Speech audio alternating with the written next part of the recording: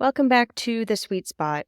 I hope you enjoy this episode with Lorraine Ball. After spending too many years in corporate America, Lorraine said goodbye to the bureaucracy, glass ceilings, and bad coffee to follow her passion to help small business owners succeed. Today, this successful entrepreneur, author, and professional speaker enjoys sharing what she knows about marketing in presentations to groups around the country, in college classrooms, and in her weekly podcast, More Than a Few Words. She brings creative ideas, practical tips, and decades of real-world experience to every conversation. In her spare time, she loves to travel and take photos. Enjoy the episode.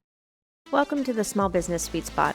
I'm Barb Davids, and I'm here to help you get more website traffic and leads with simple, actionable SEO and content strategies.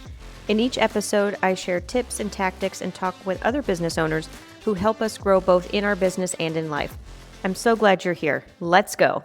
All right. Well, thanks for being here with me today, Lorraine. I am very excited to talk to you about actually a couple different things. So thanks for taking the time today. I appreciate it.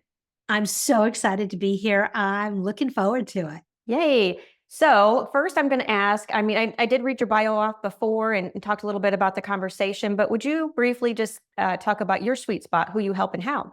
So I like to work with business owners that have spent some money in marketing and they are not satisfied with the results. They know it's not working. They're looking for someone who can just give them an honest, independent assessment.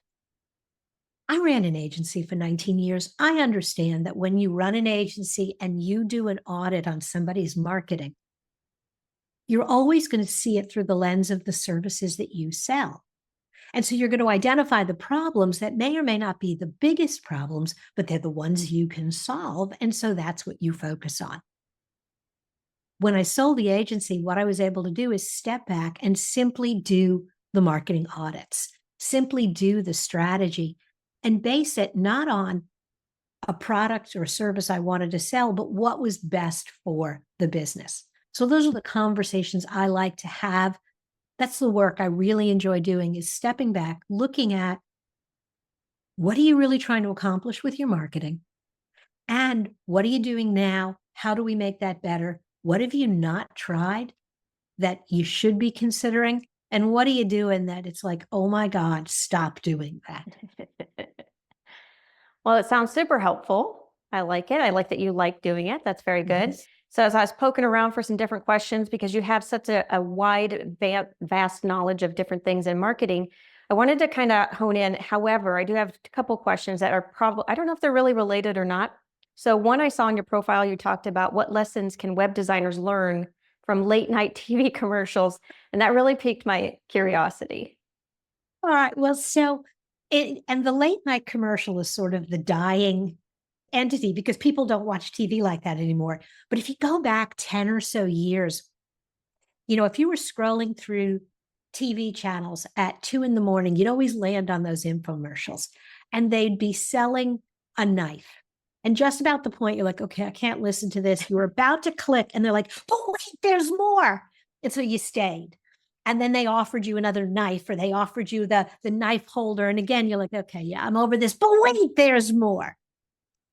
That lesson, that idea that just when someone is ready to leave, you need to think about but wait, there's more.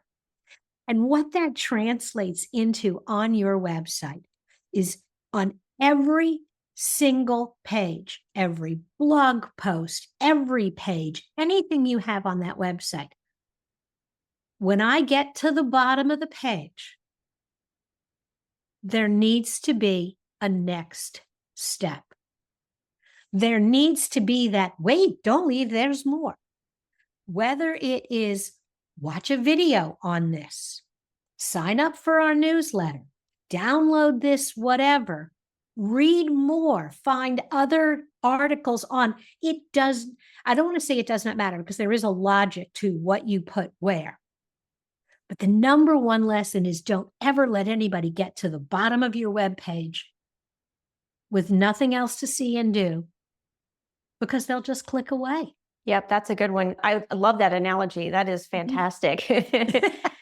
So What do you recommend for some of those things? I know what I recommend, of course, but like there's so many different ways that you can go to that next step. And a lot of people, I feel like, yeah, they don't put anything down there, or they literally end it with a line that says contact me, and then they link it to the contact form, which I have an SEO reason for not to do that. But that just seems like it's so unhelpful. So what would you recommend? So what I'm going to recommend is going to take work, and you need to, if you want your website to perform, you actually need to put, and I know I'm speaking to the choir when I tell you, you need to put the work into it. Yeah. What you need to do is think about the customer's buying journey as they move through your website. So not everybody comes from the homepage. So let's get that clear. A lot of people come in on landing pages and different blog posts. So wherever they come from, when they get to this page, why did they come? What's the next logical step? For example, I had a flooring contractor, and maybe you clicked on it to see, the top 10 most popular flooring patterns right now. So you got to that page, you saw all the different patterns. What would be the logical next step? Is the logical next step invite us into your home and we'll bring the samples with us? If that feels a little presumptuous, what we ended up doing was having that interim step that said, thinking about buying hardwood flooring? Well, I know you're thinking about it because you just read through all of this. Download our buying guide to help you make those good choices.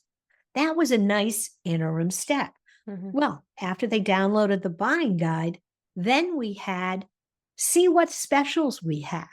And then the next click took them to the specials page, and then the appointment, schedule an appointment. Now, there's always a schedule appointment at the top of the page. So at any point, somebody could go there. But we weren't making that our first offer right at the get-go. You have to think about when somebody comes, for example, another industry is the bankruptcy attorney. I had a bankruptcy attorney explain to me that their sales process was very much like a dance. I need an attorney. I'm not sure I want one. I need an attorney. I'm not sure I want one. I need to do something about bankruptcy. Maybe I'm not ready. And so because there's that emotional dance as you're going through the process of considering declaring bankruptcy, we designed his website. We designed the next steps to lead people through that. 3 things to do before you contact an attorney. Okay. Have you answered these questions? If you answered no, here are things you can do to repair your credit. If all of your answers are yes, schedule an appointment. And so we could kind of stair step them. Or if you answered this first question no, here's more information. What does that mean? Where do you go? And so you lead people through, and at the bottom of each page, you make the appropriate offer. From an SEO perspective, every one of those offers that takes you to a page that is well written, that contains good information along with whatever that offer is, raises your SEO value and also helps people figure out, oh, they really know. I'm going to bookmark this. I'm not ready yet, but I'm going to bookmark this. Yeah. That's those are helpful. Yeah, I think that makes sense. I think sometimes we just get so into it and we just want to like hurry up and put something at the end. But thinking about it strategically really makes a difference. Can get you more leads that way, basically. Yes, because the number of people who fill out a contact form is very small compared to the number of people who come to your website. And if you push too fast for the end goal, you miss the opportunity to create relationships. Get someone to just sign up for a newsletter, download, and learn one thing. So there's a thing called user-generated content. Mhm. I know that you had talked about before too, and I've been on the boat. For most people, like, it kind of feels like the only way to do that is have comments at the end of a blog, but those are kind of not great anymore. So can you go into what user-generated content is exactly, and then also just your perspective on it and what you think, how it can or can't be used? So I miss the days of people commenting on blogs. It it was a very fun and very different world, and you really had friends that came to your website regularly and interacted with you. And yeah, that ain't happening. Hmm. And it's not happening because the spam bots took over, and it's not happening because people are consuming your content on social and they're interacting and engaging with you there. So, how do you get that interaction and engagement? First off, user generated content is any information that people other than you are creating, but allowing you to use. So, for example, the most common are reviews. And that's the one everybody thinks of. And almost every business can benefit from reviews and testimonials. And so, whether you are sending an email to everyone who has used your services, whether you're including a link at the bottom of your invoice, asking people for comments, asking them to write reviews. Now, and sometimes it's just putting a link directly to Google My Business or to your Facebook page. So you can be very specific. Again, people are lazy. They like you and they want to help. So make it easy for them. When you are having a meeting with your client, if it's a long project, ask them at each phase in the project, how's it going? On a scale of 1 to 10, what would you think? If you're doing a meeting or a Zoom meeting follow up call, say, hey, can I turn on the recorder and just grab a few thoughts that I can use in my marketing while people are working with you? While they're engaged in the process, get that feedback then. So those are the reviews and testimonials. Always, always, always. If you have any type of waiting room, so your doctor's office, restaurants, auto repair shops, put a little QR code in the waiting room that says, how are we doing? And ask people to scan that and fill out those reviews. What would be your most favorite marketing method? Okay.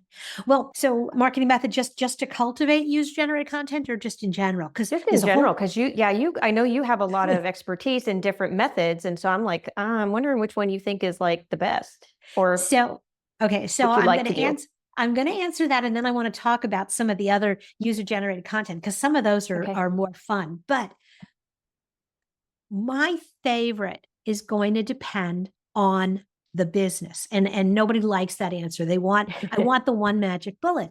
But I'm going to give you an example. Two heating and air conditioning contractors. They've both been in business about 15 years. So you would think that I would say to both those companies, well, here's your magic bullet. You're in the same kind of city, you're about the same age, you've got about the same number of employees, right? Wrong. Contractor A has been doing service work for 20 years. He's got all of these service contracts. He's got a list of customers that he has relationships with. He can do a Facebook group. He can do email because he's talking to people he already knows. And so he can send out email campaigns to people he has relationships with and say, hey, I've been servicing your furnace for 10 years. It's time to talk about an upgrade. Very focused, very targeted. The guy down the street has been doing new construction work. He has relationships with builders, but he doesn't really know the homeowners because he's in and out before the homeowner moves in. Hmm. And so now when he wants to grow his business, he can't rely on email marketing. He can't rely on a social media community. He's going to have to do more true advertising to reach that wider audience. Mhm. And so I find email marketing to be beneficial in a lot of different markets. And even though people are more likely to opt out and it puts more pressure on delivering good content, email still works. I mean, the example I will use is I have been running my email program since 2002. I have people who are on my email list who have been getting emails from me since 2002, and they still open the email. Mm-hmm. Now, have I lost people along the way? Yes. Have I added people along the way? Yes. But the fact that there are people, and they're not friends and family. I mean, this is not, my grandmother. These are business owners who over the years have been like, you know what? I stay on your list because I still get value. And so I think a well done email marketing campaign for almost any business, I think really works. From there, I'm a big believer that before you put anything out anywhere else, you have to build and really focus on your website and on making it content rich. It needs to be the jumping off point. You can post the same article on LinkedIn, put it on your website first. You can have live videos all over the place. Have a live, at least have links to all of that from your website. There's some issues with actually hosting the videos on your website. When you have too many of them, it kind of weighs it down. But having a directory and embedding videos from YouTube on your website and making your website the center, I think is really important. Mm-hmm. And then can I go back to the fun stuff on user-generated content? Yes, please. So you have to get creative. You have to encourage people to share their thoughts and ideas. And the funny thing is, don't have to offer a lot in exchange. Simply asking a question on social media, a fun question, and getting people talking, not only will that help the visibility of all your content, but you'll get some great stuff.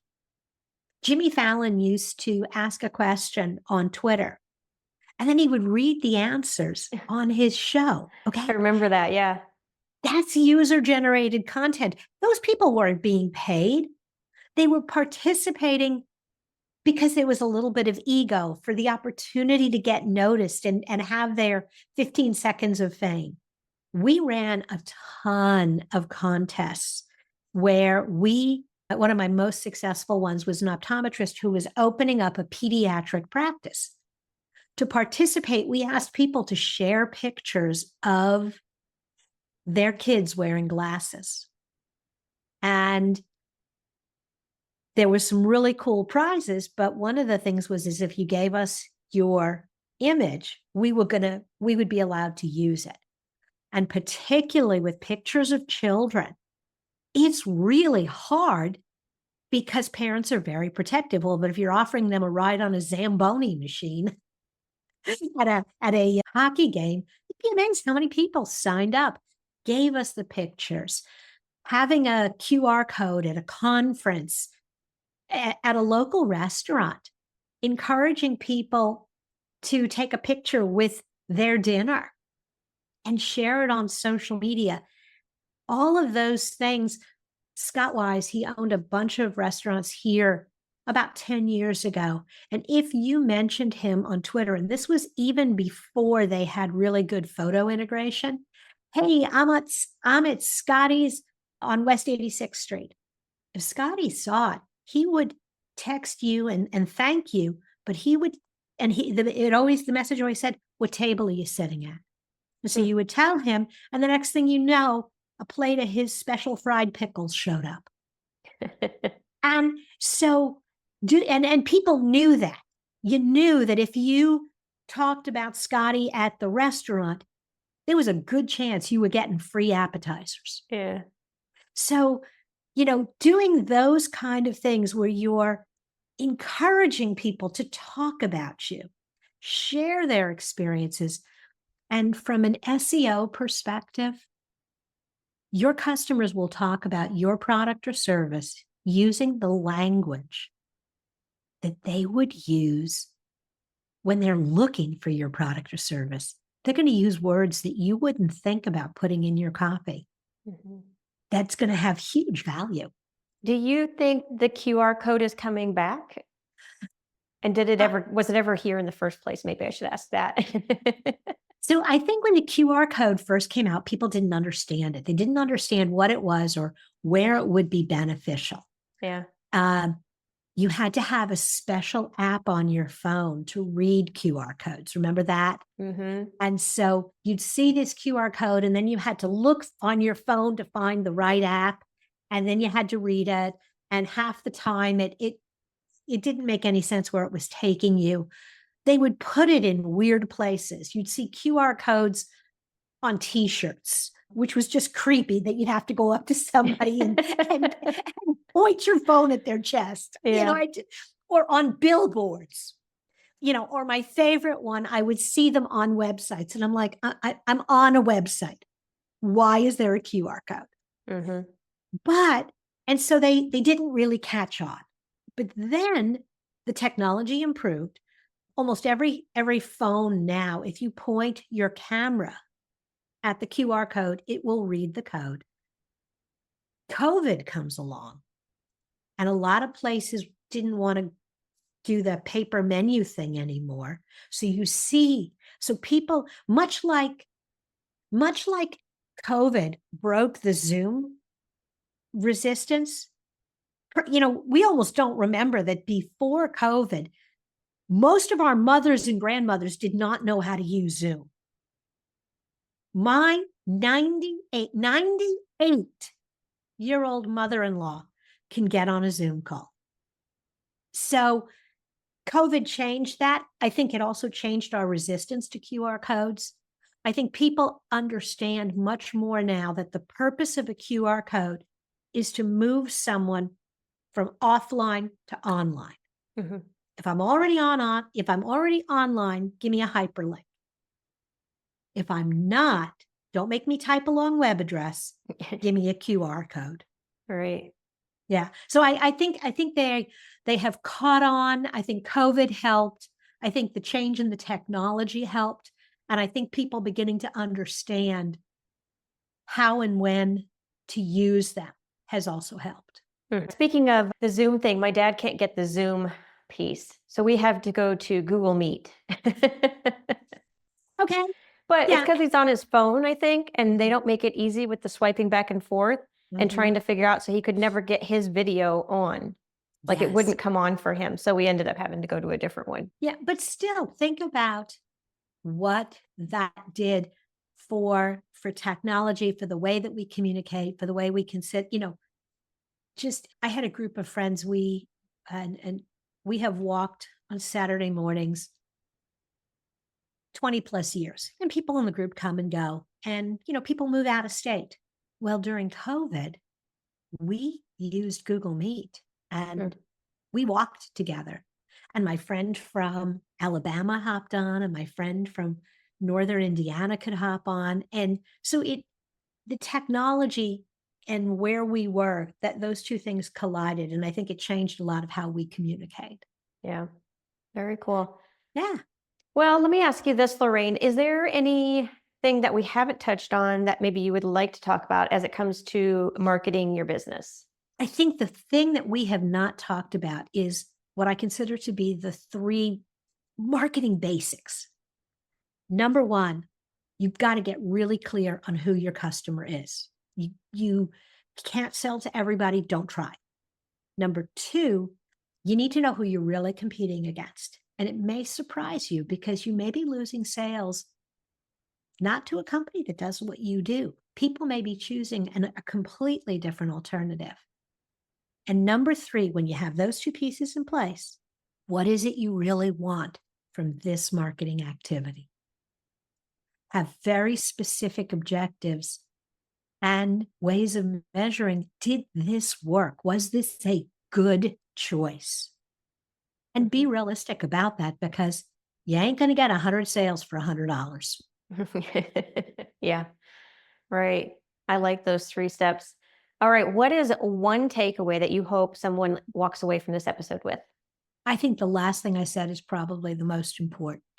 Whether you're using user-generated content, whether you are looking at your website, whether you're looking at different types of technologies, the single thing that you have to have in place is a very clear understanding of why am I doing this? What am I hoping to accomplish?